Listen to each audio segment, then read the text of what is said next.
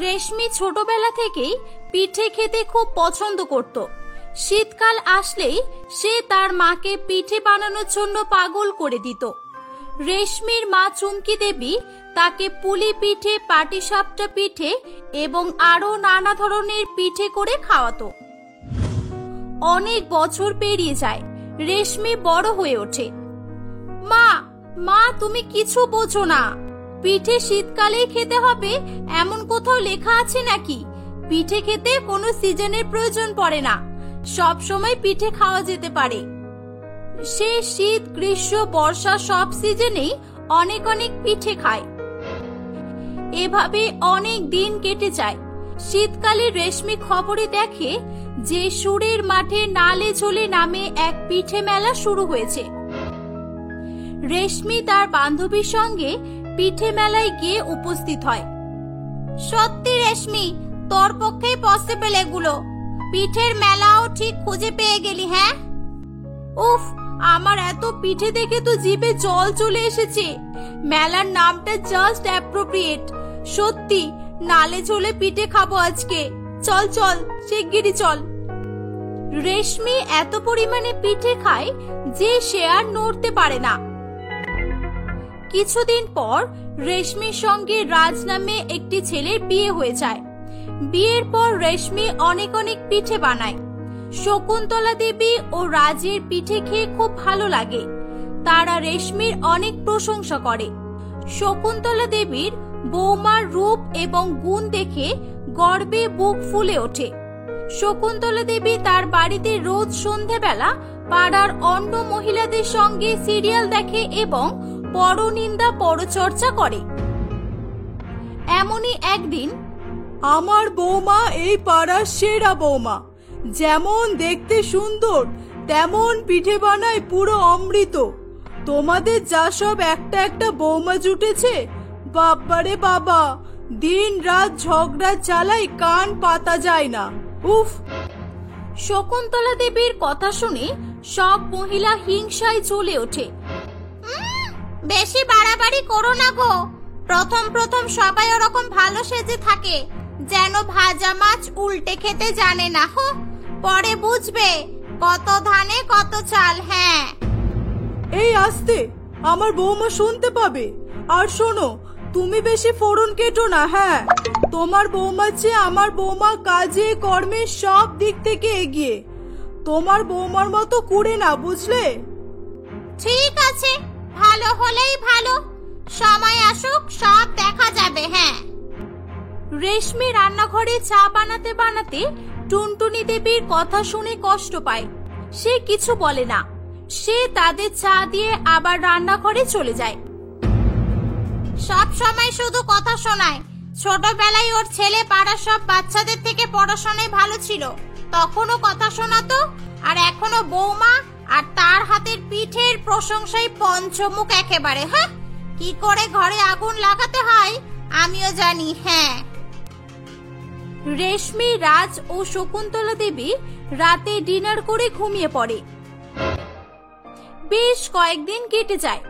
একদিন সকালে টুনটুনি দেবী তাদের বাড়িতে আসে। কই গো, কোথায় গেলে সব? এখনো ঘুমাচ্ছ নাকি? উফ, সাত সকালে হাজির হয়ে গেছে পাড়ার সব ঘরের খবর নিয়ে। আর ভালো লাগছে না এসব। রেশমি তাকে বসার জন্য বলে। আমার না বাড়িতে একেবারে চিনি শেষ হয়ে গেছে বৌমা, একটু চিনি দাও তো। বাড়িতে অনেক লোক এসেছে, চা করতে পারছে না আমার বৌমা। টুনটুনি দেবীর গলা শুনে শকুন্তলা দেবী আসে। সেও বসে তার সঙ্গে গল্প করা শুরু করে। রেশমি তাকে চিনি এনে দিলেও সে কিছুতেই উঠতে চায় না। আহ, কি সুন্দর গন্ধ, পুরো পিঠের গন্ধ মনে হচ্ছে। গন্ধেই তো জিভে জল আসছে আমার। হ্যাঁ, আমার বৌমা পুলি পিঠে বানাচ্ছে। এসেছো যখন খেয়েই যাও। তোমার ভাগ্যে তো আর তোমার বৌমার হাতে রান্না জোটে না। ঝুমা তো শুধু সাজতেই ব্যস্ত থাকে। উড়নচণ্ডী মেয়ে একটা। টুনটুনি খুব রেগে যায়, কিন্তু সে হাসি মুখে শকুন্তলা দেবীর কথা শোনে। টুনটুনি পিঠে খাওয়ার লোভে সেখানে বসে অনেক গল্প আরম্ভ করে। রেশমি পিঠে বানাতে চলে যায়। রেশমি চলে যেতেই টুনটুনি দেবী রেশমির নামে শকুন্তলা দেবীর কান ভাঙাতে শুরু করে। তোমায় একটা কথা বলবো ভাবছি রেশমির নামে, কিন্তু না থাক, তুমি শুনলে অনেক কষ্ট পাবে। আরে ঢং না করে বলো তো বাপু, কি বলবে? আগের দিন তোমার বৌমা বাজার করতে গেলে ঝুমার সঙ্গে ওর দেখা হয়েছিল। বাবারে বাবা, তোমার নামে কি নিন্দাই না করেছে ঝুমার সঙ্গে। ঝুমা তো তাই বললো আমায় বাড়ি এসে, আমার তো মুখে আনতেই লজ্জা করছে।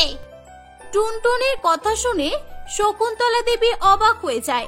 সে কিছুতেই বিশ্বাস করতে চায় না, কিন্তু টুনটুনি দেবী রেশমির নামে তার পুরো ব্রেন ওয়াশ করে দেয়। এই যে তুমি বলো না বৌমা নাকি খুব সুন্দর পিঠে বানায়, তাও তো ও ঝুমাকে বলেছে তুমি নাকি পিঠে বিস্বাদ হয়েছে বলে ডাস্টবিনে ফেলে দাও। বিয়ের সময় নাকি ওর বাপ মার কাছ থেকে তুমি অনেক অনেক টাকা যৌতুক নিয়েছো, আর ওকে অনেক অনেক মারধর করো।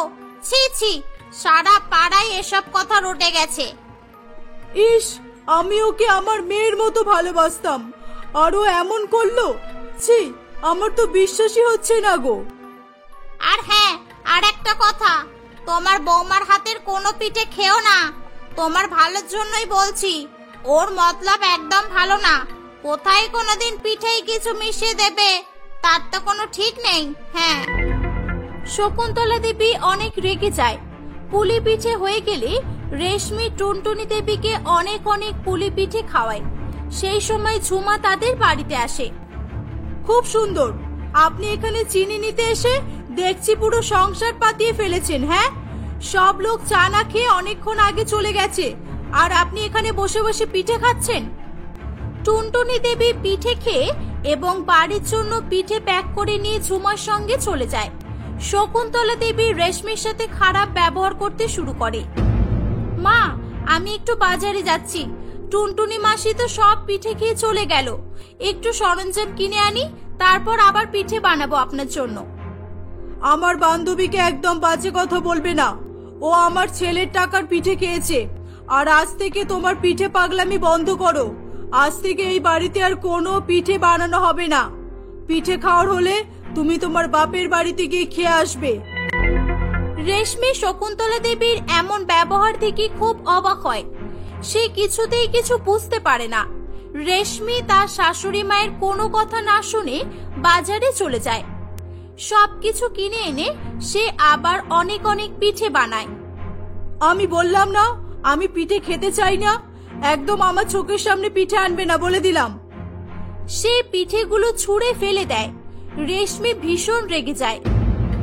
মা একেবারে ঠিক কথা বলতো, দুনিয়ার সব শাশুড়িরাই দজ্জাল হয়। প্রথম প্রথম তো আমার উপর দরদ উতলে উঠতো, এখন আপনার আসল রূপটা বেরিয়ে পড়লো তো মা। এভাবে রেশমি ও শকুন্তলা দেবীর মধ্যে প্রায় ঝগড়া লেগে থাকে। তাদের দুজনকে ঝগড়া করতে দেখে টুনটুনি দেবী খুব খুশি হতো। নে নে, এবার ঝগড়া করে মর।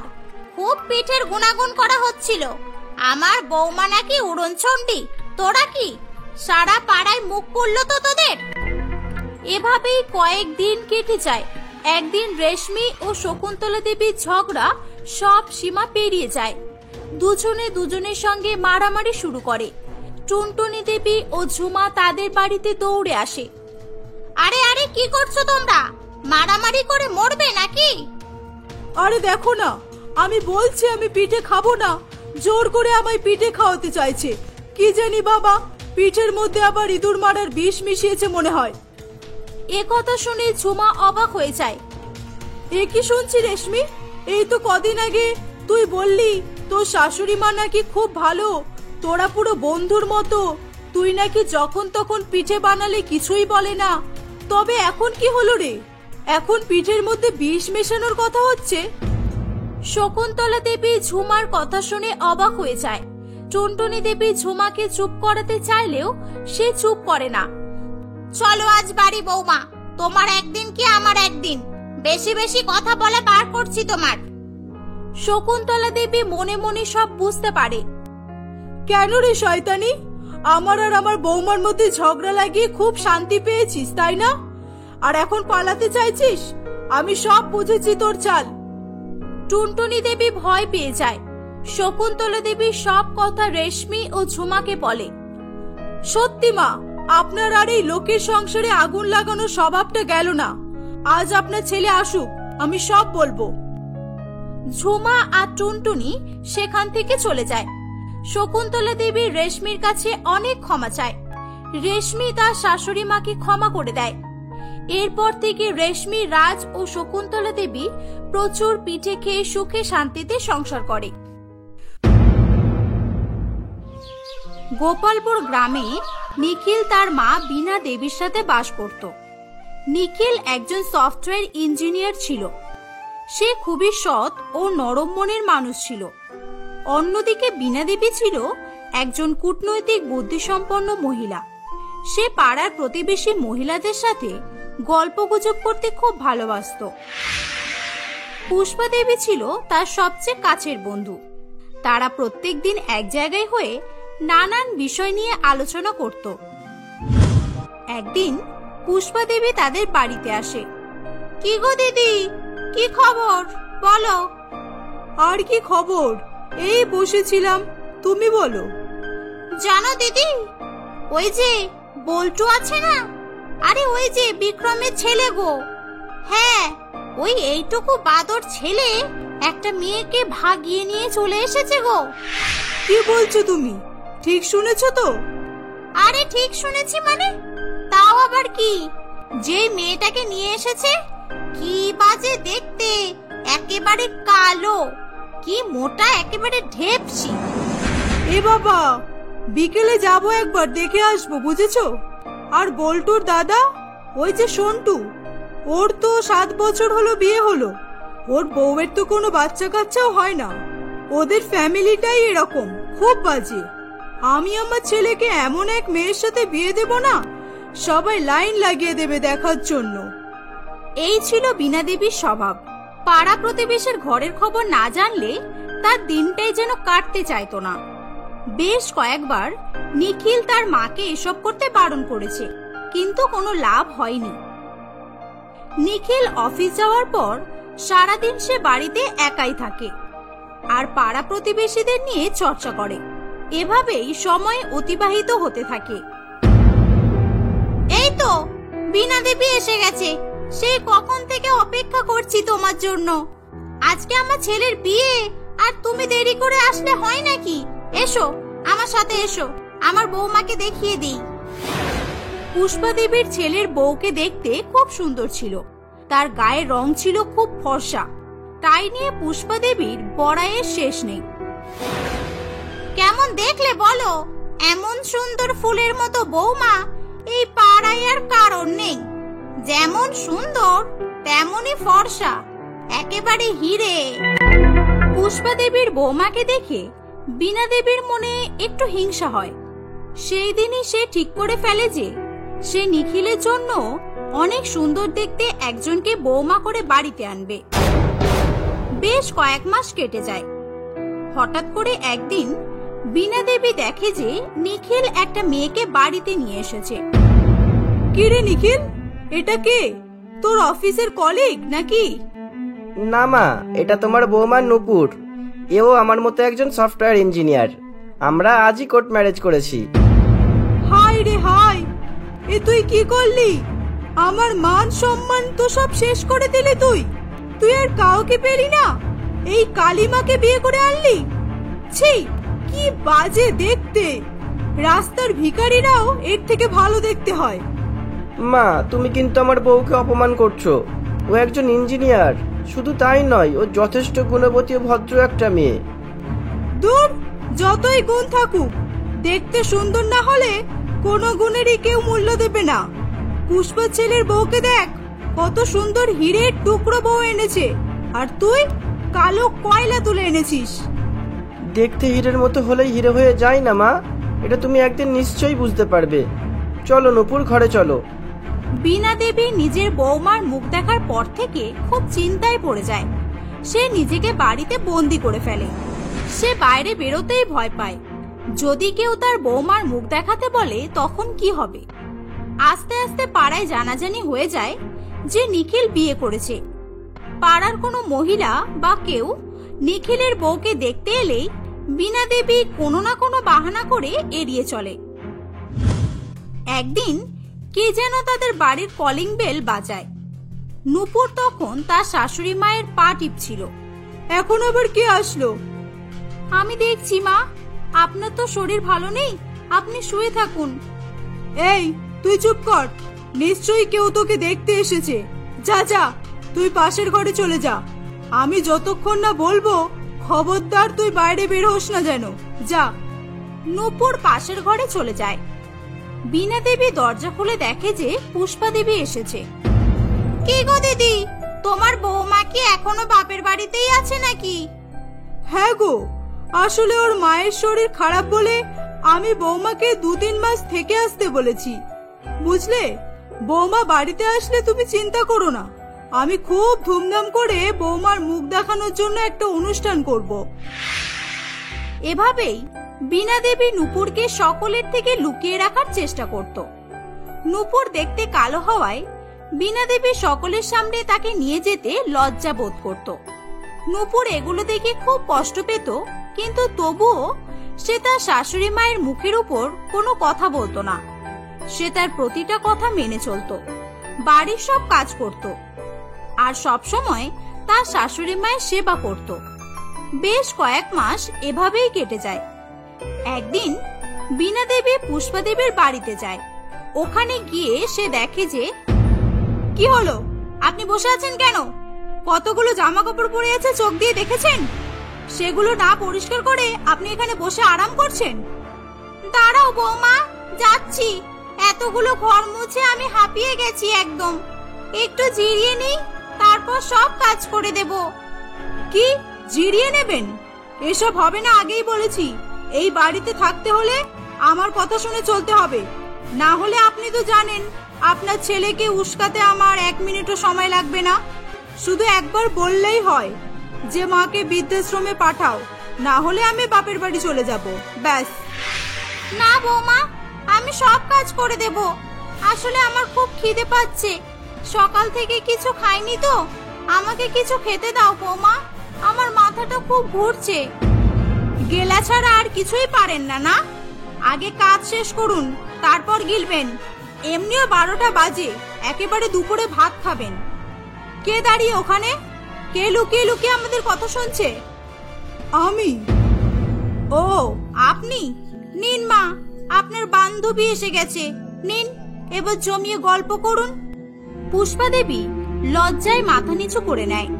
বীণা দেবী সমস্ত কিছু দেখার পর নিজেকে খুবই সৌভাগ্যবান বলে মনে করছিলেন, যে সত্যি নূপুরের মতো বৌমা পাওয়া ভাগ্যের ব্যাপার। তার নিজের প্রতি ঘৃণা হচ্ছিল যে কতই না বাজে ব্যবহার করেছে সে নূপুরের সাথে, আর তবুও সে কোনোদিনও মুখ ফুটে একটাও কথা বলেনি। কি হলো দিদি, কি ভাবছো তুমি? আমার বৌমার কথাই কিছু মনে করো না, ও একটু ইয়ার্কি করতে ভালোবাসে। না না, কিছু মনে করিনি। 2 দিন পর বুধবার আমি একটা অনুষ্ঠানের আয়োজন করেছি, আমার বৌমার মুখ দেখানোর অনুষ্ঠান বলতে পারো। তোমরা সবাই এসো, কেমন? এবার যাই আমি, বাকিদেরও নেমন্তন্ন করতে হবে। বীণা দেবী খুশি মনে পাড়ার সকলকে নেমন্তন্ন করে বাড়ি ফিরে যায়। বাড়ি ফিরেই সে অনুষ্ঠানের আয়োজন করতে ব্যস্ত হয়ে পড়ে। নূপুর এগুলো দেখে কিছুই বুঝতে পারে না। মা, এগুলো কিসের জন্য? বুধবার তোমার মুখ দেখানোর অনুষ্ঠান আছে বৌমা, আমি সবাইকে নেমন্তন্ন করে এসেছি। মা, আপনি ঠিক আছেন তো? কি হলো আপনার হঠাৎ? আমি তো দেখতে কালো, আমাকে সবাই দেখে যে বাজে মন্তব্য করবে। আপনার তো খুব খারাপ লাগবে, তাই না? না, একদমই না। আমি কারোর কোনো কথাই কান দেব না, আর আমার একটুও খারাপ লাগবে না। তুমি আমার বাড়ির বৌমা, আমার ঘরের লক্ষ্মী। হ্যাঁ বৌমা, আমি এতদিনে তোমার সাথে অনেক বাজে ব্যবহার করেছি। গায়ের রং দেখে হিরে না কয়লা সেটা বোঝা যায় না, আজকে আমি সেটা বুঝতে পেরেছি। বৌমা, আমাকে পারলে তুমি ক্ষমা করে দিও। নিখিল তার মায়ের এরকম পরিবর্তন দেখে খুব খুশি হয়। তারপর তারা সবাই মিলে হাসি খুশি জীবনযাপন করা শুরু করে।